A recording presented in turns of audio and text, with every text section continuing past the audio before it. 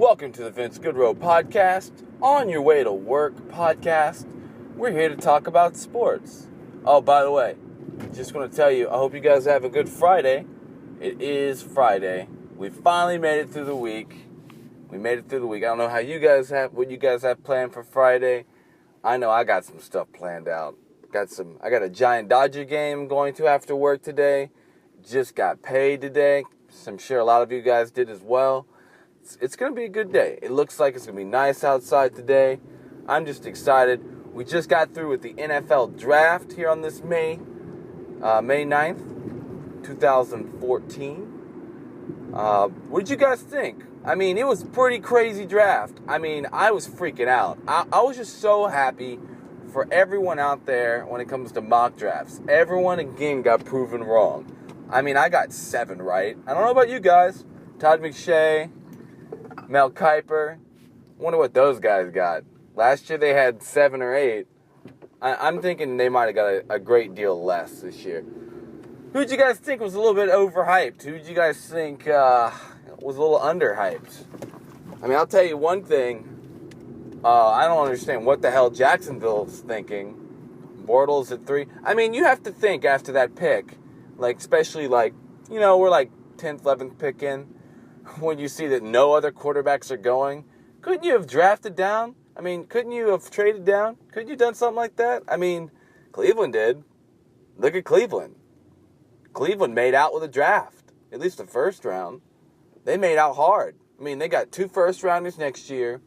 You get your quarterback at 22. It reminded me of the Aaron Rodgers situation, where he's just sitting there waiting, and he's just looking at you, and you're just like, I'm going to show all of you guys and prove all you guys wrong. You guys made a big mistake in passing on me, and you're going to regret it.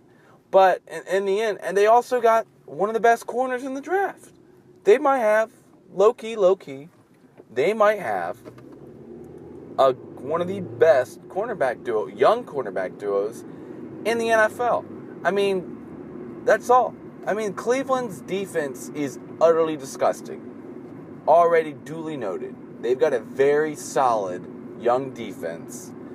And now, I don't know what you guys are thinking fantasy-wise, but I'm thinking Josh Gordon early. I think Calvin Johnson's stock value just went down with them getting Ebram here in the first round.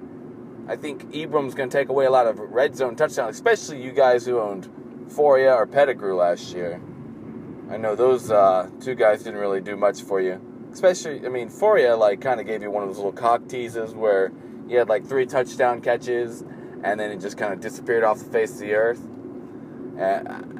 Ebram, I think, is one of those guys. He's going to be that red zone guy, and he's going to be that guy that essentially is going to take away Calvin Johnson yardage, touchdowns, you name it, especially red zone. I mean, you can get Calvin Johnson all you want. I'm getting Josh Gordon. Look what Josh Gordon did last year. That guy didn't even have a quarterback. Now he's got probably a great scrambling quarterback who on the run can make a deep throw to a great receiver, and there you go. Josh Gordon is going to have a monster year next year. Book it. He's going to have a monster year next year. Speaking of that, so is Cordell Patterson. We saw what he could do the last 3 weeks of the year. Now he's got a quarterback. Bridgewater, I mean, you can hate on Bridgewater all you want. The guy's talented. Guy can scramble. I don't care how small he is. You can say, oh, he's going to get hit. Well, Minnesota more than likely, Minnesota usually has a great offensive line. They usually do. Historically as well. They're going to have a good offensive line. I don't think there's any problem with Minnesota. Minnesota always has a great defense too. I think it's easy to say that Cleveland and Minnesota, low key, can make the playoffs next year. It's within reach. I think the Steelers also look like the Steelers who might be returning to the playoffs too. It's looking. I love Shanzier. I thought he was a great pickup. I think he's a great lineman. He's the fastest guy we've seen since Brian Urlacher. Enough said. Steelers, I mean, if it wasn't for those injuries in the first couple weeks, we could have we could have seen them in the playoffs. It was really came down to a field goal. A field goal missed. That's all it took. They would have been in the playoffs. Speaking of, and again, it was just a crazy draft. Didn't go any way I thought it was gonna go. Being a diehard Cowboys fan, I wish we would have got Manziel, but in the same regard, it doesn't make sense. You gotta like the Zach Martin pickup, just because of his versatility. Guy can play guard, guy can play tackle. If you're gonna invest in a 33-year-old quarterback who still hasn't won a playoff game, I guess you gotta get in protection. I guess. But problem with the Cowboys has been the problem with the Cowboys the last few years. This team's living in the past. It's time to look towards the future. Maybe Jerry Jones didn't do a good job during the Tony Romo era. He didn't. He didn't do a good job. I think he might be finally realizing, now that back-to-back drafts he's gone offensive line first, that it's important to have an offensive line. Kudos to you finally figuring that out. Kudos. All the rest of us knew that already. But anyway, moving forward. Who are some of your busts? I think Beckham is a bust. I think the receiver, I just think he's a bust. I like Landry a lot better than I like Beckham. He had an amazing pro day, don't get me wrong. But when it comes to a player like that, I like guys like Brandon Cooks. That's just me. I like him. I like him more. Because the guy's proven to me what he could do on the major stage consistently. I could be wrong. That's just me. Somebody somewhere on the other end of the earth, someone's yelling at me right now. I know they are. I'm just saying. He's one of my busts. Along with Bortles. He's another one of my busts.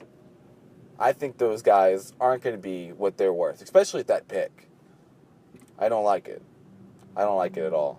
There's a lot of corners they won in the draft yesterday. Did you notice that? A lot of corners. I didn't think the cornerback position was loaded this year, especially with just straight up shutdown guys. You're like D. Milliner, like shut down potential cornerbacks. I didn't think we were in a loaded class whatsoever.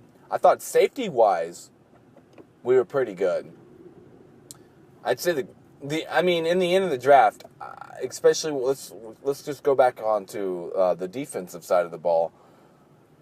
Man, the NFC West is going to be insane. The Rams, defensive line, Brockers, Donald. Long. Robert Quinn. Come on, guys. That D-line just isn't fair. It isn't fair. Last year, their cornerback situation, they had some problems. Looks like what they're trying to do here this year is they're going to be like, you know what? There's going to be so much pressure on the quarterback that we don't care. If our cornerbacks can just half guard, we're going to be fine. And they are. The Rams are going to be fine because they also got probably one of the better tackles that we've seen in quite a long time. I think Greg Robinson is an absolute monster. Zach Stacy is going to rush for 1,000 yards next year. Everyone keeps dogging Zach Stacy, but that guy is another fantasy stud in the making. We're seeing it. We're seeing it as it continues. He is going to run all over the place, especially as Bradford kind of gets back into a rhythm with his offense. This team's going to be a run first. And you know what? They were good at it. The Rams were good at it. Moving forward. I think Jimmy Ward was a good pick. Really, really thought they were going to go with Marquise Lee, USC. Then we just would have been like, why do the Niners even try? They have so many weapons. It's just not fair anymore. Can we just give up? But that didn't happen. They threw a curveball at us. We got Jimmy Ward. My mom actually knows Jimmy Ward's mother. She's a secretary at Mobile Infirmary Medical Center. Plug. So that's pretty cool. I also thought Arizona. One of my favorite players in the draft was Deion Buchanan from Washington State. I think the kid's a stud. Kid's going to be a Pro Bowler. And he's going to the Cardinals. Cardinals have the best young safeties in the NFL. You got Tyrone Mathieu, and you got Deion Buchanan. I don't want to match up with those guys. I mean, we're talking about really hard-working guys in the same, like, it's going to be fun to watch. The NFL is going to be a lot of fun to watch next year. And just going forward, it's going to be a fun thing to watch with some of the players that are coming in this year. Now, after the draft, I mean, we do have the second, third round today.